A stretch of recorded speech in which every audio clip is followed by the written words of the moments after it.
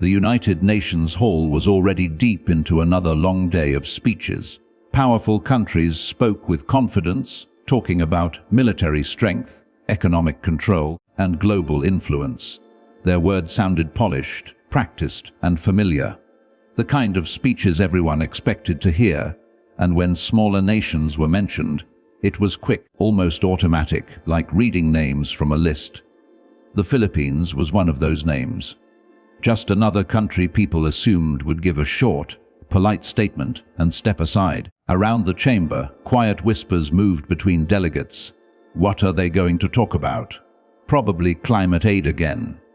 Nothing major. When the Philippines was finally called, only a few heads lifted. Most delegates stayed focused on documents, tablets, or side conversations. Cameras didn't rush forward. Reporters barely adjusted their lenses. Then the Filipino representative stood up, and something immediately felt different. He wasn't wearing the standard dark Western suit like everyone else. Instead, he walked toward the podium wearing a Barong Tagalog. Clean, traditional, proud. In a room filled with black and navy suits, he stood out without saying a single word. His walk was steady, no rushing, no hesitation. Not the walk of someone hoping to be heard, the walk of someone who already knew he would be. When he reached the podium, he placed his notes down slowly, calmly, like he wasn't nervous at all, like he had carried these words for years. The room didn't go silent because of protocol. It went silent because people suddenly felt curious. There was something in his posture. His shoulders straight, his chin slightly raised. His eyes scanning the chamber like he was looking directly at every country that had ever ignored his. Then he began speaking. His voice was strong, clear, controlled, not loud, but impossible to ignore. He didn't start with greetings, no long thank you lists, no diplomatic filler words. He went straight to the point. He spoke about the future, about children, about responsibility, about unity. But the way he said it didn't sound like politics. It sounded real, personal, direct. Within seconds, delegates who weren't listening started paying attention. Pens stopped moving. Phones were slowly lowered. Chairs shifted as people leaned forward. For the first time that day, the room wasn't just hearing a speech. It was listening. He didn't talk about missiles. He didn't talk about power rankings. He talked about people, farmers working under brutal heat just to feed families, fishermen leaving home before sunrise, risking storms just to survive, overseas workers living thousands of miles away from their children just to send money home. He called them heroes, not soldiers, not politicians, regular people. And suddenly, the biggest political room in the world felt smaller, quieter, heavier. Because nobody could argue with what he was saying. He wasn't asking for sympathy. He was demanding recognition. His message was simple. Real strength is not about who can threaten war the loudest. Real strength is about how much people can survive and still keep going. The silence in the chamber changed. It wasn't polite silence anymore. It was thinking silence. The kind where people start questioning things they believed for years.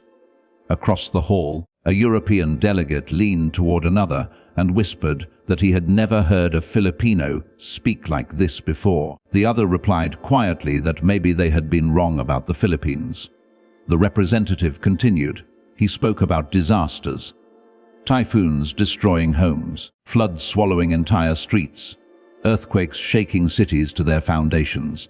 But after every disaster, he repeated one message. They rebuild. They return. They continue, no matter how many times nature or history pushes them down. His voice didn't crack, didn't slow, didn't hesitate. It felt like he wasn't just speaking facts. He was speaking memory, generations of struggle compressed into a single voice. By now, every single seat in the chamber was facing him. Nobody was checking phones. Nobody was whispering anymore.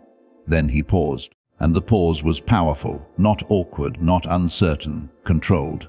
Like he wanted the silence to grow, like he wanted every country to sit inside that silence and feel what he was about to say next. When he spoke again, his words came sharper, more direct. He said his country had been hit by storms, shaken by disasters, tested by history again and again. but they were still standing. Every time they were pushed down, they stood back up. Every time the world forgot them, they reminded the world they were still there. And every time someone called them weak, they proved them wrong. Not with weapons, but with courage, with belief, with spirit that refused to break. At that moment, it stopped being just about one country. You could feel it in the room. Smaller nations were listening differently now, like someone was finally saying what they never got the chance to say. And the biggest nations, they were listening too. Because deep down, they knew this wasn't an attack. It was truth. The kind of truth that makes people uncomfortable because it can't be argued. His words slowed near the end. Not weaker, just more precise. He spoke about unity, peace, shared future, not as political goals, but as survival goals for humanity. Then he stopped speaking, and for 1 second, nobody moved. No clapping, no coughing, no chair movement, just silence. The kind of silence that only happens when people know they just witnessed something important. Then someone started clapping, soft, careful. Then another, until the entire chamber filled with applause. Not formal applause, real applause. Some delegates stood. Some wiped their eyes, surprised at themselves. The representative nodded once, not celebrating, not acting proud, just acknowledging that, for once, his country had been heard. And as he stepped away from the podium, one thing was clear to everyone in that hall. The Philippines had not just given a speech. It had changed the conversation. And that was only the beginning. The speech ended, but the silence in the hall did not disappear immediately. Delegates looked at each other, unsure how to react. Some were surprised by the applause that had just happened. Others were thinking about the message they had just heard. The Filipino representative stepped away from the podium calmly. He did not celebrate. He did not speak to media right away. He simply walked back to his seat like he had only done his duty. But outside the chamber, things were already changing. Journalists who had planned to skip covering the speech were now replaying clips of it. News agencies started requesting transcripts. Political analysts began discussing the message on international broadcasts. Within hours, social media clips of the speech started spreading across different countries. People were sharing short sections where he talked about resilience, about workers, about surviving disasters, and about strength that does not come from weapons. Back inside the building, private conversations started happening. Some diplomats approached the Filipino delegation quietly, not for formal statements, not for official negotiations, just conversations. They wanted to understand the message more clearly. They wanted to know if the speech signaled a shift in policy or just a reminder of values. Meanwhile, in international media offices, editors started changing headlines.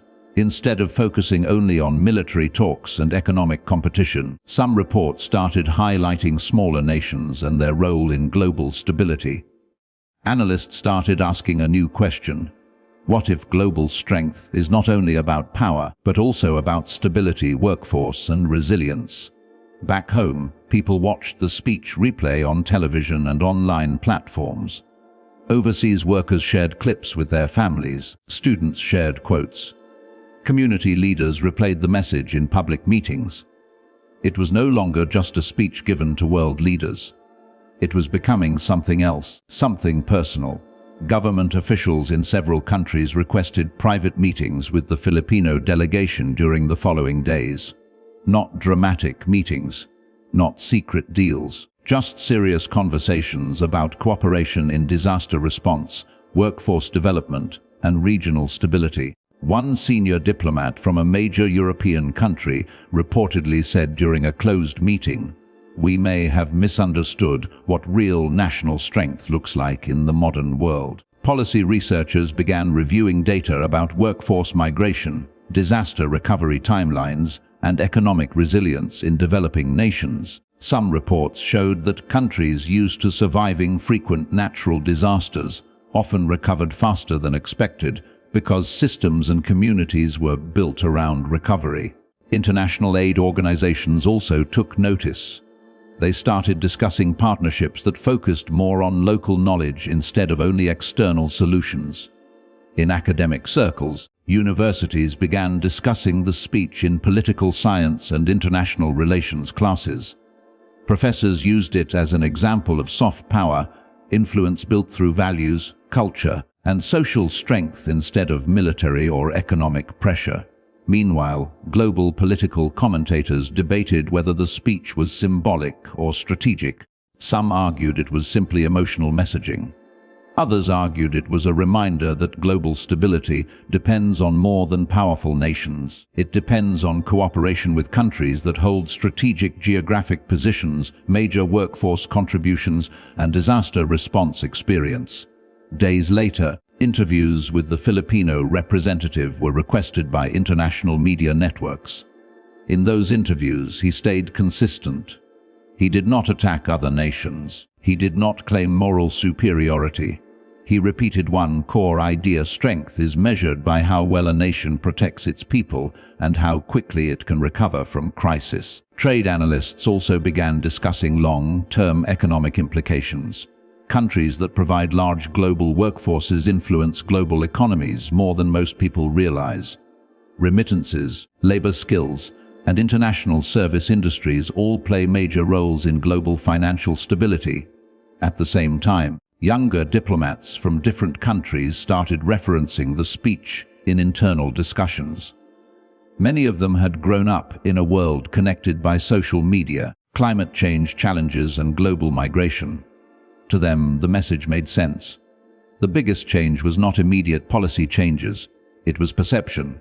For years, many global discussions had focused mainly on military strength and economic dominance. Now, some leaders were starting to talk more openly about resilience, population strength, crisis survival, and workforce contribution as strategic advantages. The Filipino delegation did not try to take advantage of the attention aggressively. They continued normal diplomatic work, but doors that were previously difficult to open started opening faster. Invitations to international forums increased. Requests for joint research projects increased. Cultural exchange proposals increased. And slowly, quietly, something shifted in global discussions. Not dramatic, not overnight, but real. The speech did not change the world in one day, but it changed how some people inside powerful rooms started thinking about the world. And sometimes, that is where the biggest changes begin.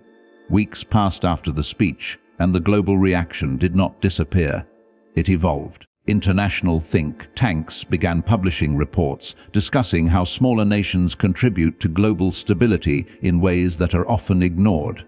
These reports focused on labor forces, disaster recovery systems, community-level survival strategies, and population resilience during crisis situations. Several international policy forums invited the Filipino delegation to speak again.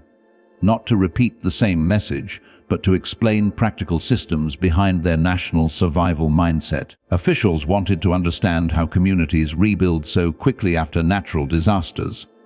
They wanted data, not emotions, and the data supported the message. Disaster response experts started studying community-based evacuation systems, local volunteer rescue networks, and rapid rebuilding coordination methods used in storm-prone regions. Some of these systems were later recommended as models for other vulnerable countries. At the same time, global labor economists began highlighting the importance of overseas workers in stabilizing international service industries. Reports showed how remittances support national economies, reduce poverty levels, and create long-term education opportunities for future generations. Major international media networks started producing documentaries about everyday workers, nurses, seafarers, engineers, and construction workers working across the world. The narrative slowly shifted from cheap labor to global economic backbone. Inside diplomatic circles, younger leaders began pushing for new definitions of global strength. Instead of measuring power only through military spending or GDP size, new discussions started including recovery speed, population adaptability, and social unity during crisis. Back in the Philippines, the speech became more than just an international moment. Schools played recordings of it during national events. Universities analyzed it in political communication classes. Community leaders used parts of it to motivate local disaster preparedness programs. But the representative who gave the speech avoided turning into a celebrity figure. He continued working quietly in diplomatic meetings, focusing on policy discussions rather than media attention. Months later, several international partnerships formed: joint disaster training programs, workforce skill exchange agreements, climate adaptation research collaborations. None of them were announced as dramatic global turning points. They were signed quietly. But they were real progress. One of the most important changes happened in international negotiation rooms. Delegates from smaller nations started speaking with more confidence. They began referencing resilience data, workforce contribution numbers, and recovery performance statistics when negotiating international agreements. For the first time in many years, smaller nations were not only asking for support, they were presenting measurable value. Global leadership discussions also started including new ideas. Some countries proposed creating international resilience indexes that measure how fast nations recover after disasters. Others proposed global labor protection frameworks focused on protecting migrant workers who support foreign economies. Years later, political analysts looked back at that speech as part of a larger global mindset shift. Not a revolution, not a sudden power change, but a correction in how the world defines strength. The most important outcome was psychological. Smaller nations realized they did not need to copy the model of powerful countries to be respected. They needed to understand and present their own strengths clearly and confidently. Meanwhile, larger nations slowly started understanding that global stability depends on cooperation with countries that hold strong populations, strategic locations, and crisis survival experience. The speech did not create instant global equality, but it created respect, and respect changed how conversations started. In global politics, conversations often matter more than announcements. Years later, the speech was still referenced in diplomatic training programs as an example of strategic communication. Not aggressive, not defensive, just clear, confident, and based on truth. And the biggest lesson many leaders took from it was simple. Real national strength is not only about how powerful a country is during peace. It is about how strong its people remain during crisis. It is about how fast they stand back up. It is about how long they keep moving forward, even when the world is not watching. And in the end, the world slowly learned something important. Sometimes, the nations that speak the least are the ones carrying the most experience. Sometimes, the countries that survive the hardest conditions understand strength better than anyone else. And sometimes, one speech does not change the world in a day, but it can change how the world thinks for years.